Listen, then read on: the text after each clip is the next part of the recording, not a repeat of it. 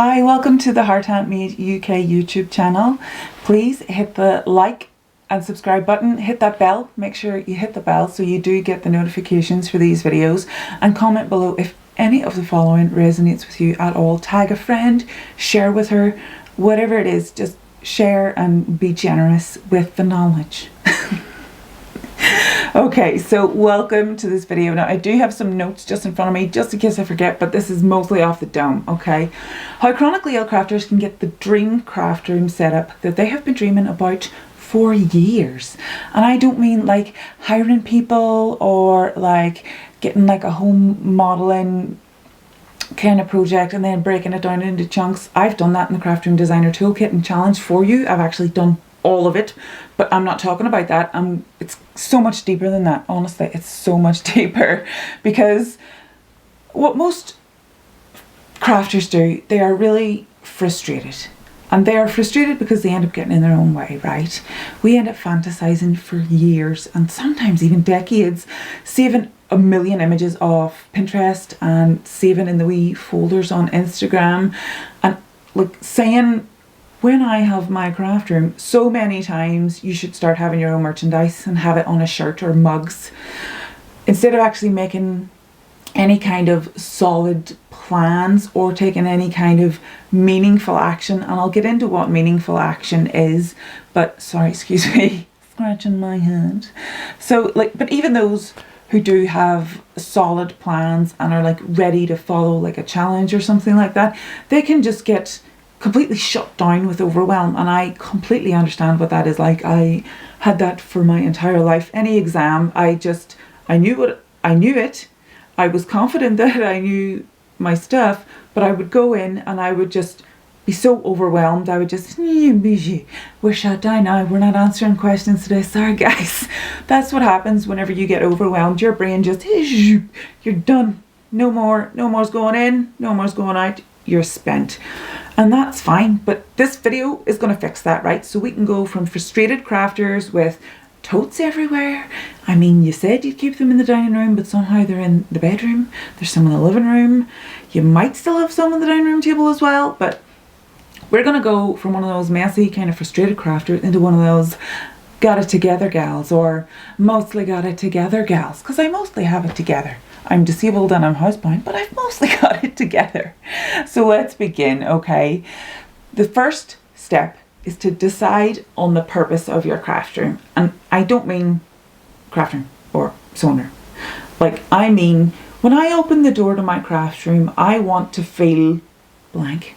Somewhere that I can blank and blank in peace and quiet. Somewhere I can blank to be a better blank. Like, you need to kind of really expand on those blanks. And what I mean by that is, so whenever I walk into my craft room, I want to feel joy. I want to feel pure joy and happiness and giddy kind of Christmas excitement, right?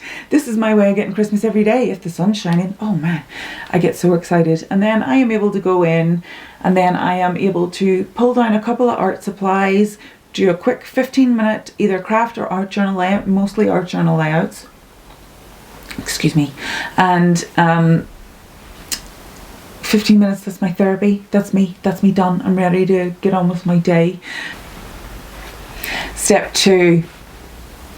So even if it is 10 years into the future, if it is next year, if it is 6 months from now, if it's 3 months from now, if it's next month, set a date, okay? Just set some kind of a timeline that you can be like, okay, by March next year, I am going to have a beautiful, joyful space to call my own, okay? I developed the challenge specifically because, well, actually, for myself and my husband first, whenever we moved into this house, maybe 4 or 5 years ago now, I can't quite remember where we are in the space-time continuum, but we had like 30 days before international friends of ours came, and the main bedroom was going to be my craft room and guest room combined. So I was like, oh no, we have got 30 days.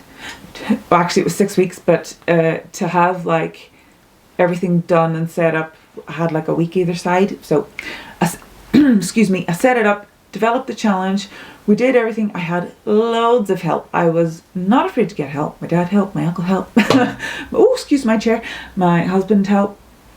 And then I hired a plasterer for the walls as well, and it was all done in 4 weeks. And then over the next 2 years, then I refined that challenge even further before I released it into the world. So I planned. Okay, whenever you set a date, then the planning and the steps come. Okay. It was then 2 years later, whenever I really totally refined the process, was whenever I was getting my dream box. Oh man, I refined it even further, and I really made it intuitive, which was fantastic. And having the dream box was one of the most eye-opening experiences in terms of how I had been organizing as a crafter. I realized, oh, I was actually organizing for who I wished I was and not who I actually disabled down. So step 3, fix your mindset. Okay, you have got everything you need at your fingertips. Obviously circumstances for everyone are going to be different. However, if you're a chronically ill person who is fairly well managed, and I mean emotionally, and your meds are kind of well organized, you understand your energy levels, you just need to get in the right mindset. If you harbor any kind of negative thought patterns like I can't do this without any actual evidence behind you not being able to do it, you just think you can't, not like you don't have any actual reason really why you physically can't for 10 minutes a day. Like that's all it takes. You just need to take one piece of action for 10 minutes a day if you want to really achieve it quickly. So even if you are harboring any thoughts like I can't do this, and you are physically able while being disabled, like your brain still works on some days. It's not always brain fog in there. You can plan, you can delegate, you can choose to ignore your inner critic, because guess what? She's an idiot sometimes. You remember that haircut back in May 2003? Yeah, I do.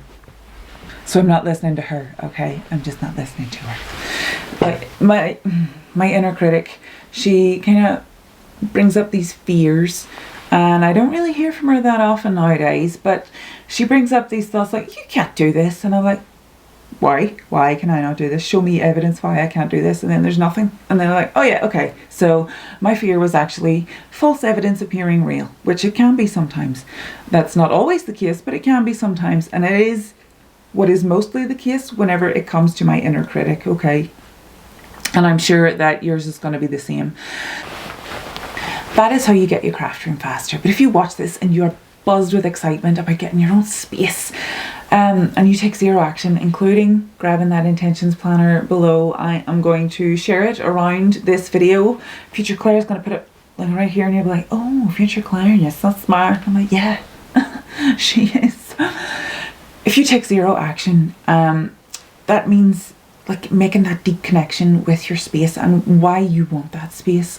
As an example, I want to feel joy on a daily basis, and I want to do it through crafting, because crafting is what I did to heal through the process of going from like an able-bodied human being with a full-time job and getting a degree to someone who's completely bedbound and disabled. Like it, over the past 11 years, this has been such a journey for me, and crafting has meant so much. Oh my gosh. So I am on a mission to get ladies to define spaces, even if it's just a wee desk and a bit of wall space where you can just put beautiful pictures and inspiration and have beautiful supplies around to make you feel happy and to let you have just a wee area to craft.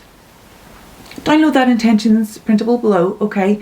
Share this video if you loved it, like it, heart it, comment on it below. Please let me know if you're joining us. I would love to hear from you. Thank you. Bye.